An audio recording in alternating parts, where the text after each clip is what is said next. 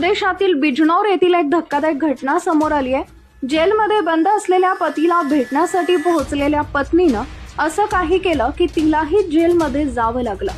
नेमकं काय घडलं पाहण्याआधी AM मराठी न्यूजला जरूर सबस्क्राईब करा।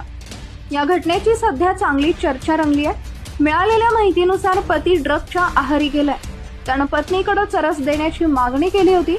पत्नीनंही त्याची मागणी पूर्ण करण्याचं ठरवलं। यासाठी तिनं चक्क आपल्या गुप्तांगात 8 ग्रॅम चुरस लपवलं आणि जेलमध्ये नेण्याचा प्रयत्न केला। पोलिसांना संशय आल्याने त्यांनी तिला रोखलं आणि तिथे तैनात महिला पोलीस कर्मचाऱ्यांना तिची तपासणी करण्यास सांगितलं। तपासणी केली असता तिच्याकडे चरस सापडलं। यानंतर पोलिसांनी तिला ताब्यात घेतलं। अमरोहाच्या हसनपूर इथं राहणार गुलशेर गेल्या अनेक दिवसांपासून वेगवेगळ्या गुन्ह्याखाली जेलमध्ये बंद आहे। गुलशेर हा व्यसनाच्या आहारी गेला असून त्याला चरसचं व्यसन आहे।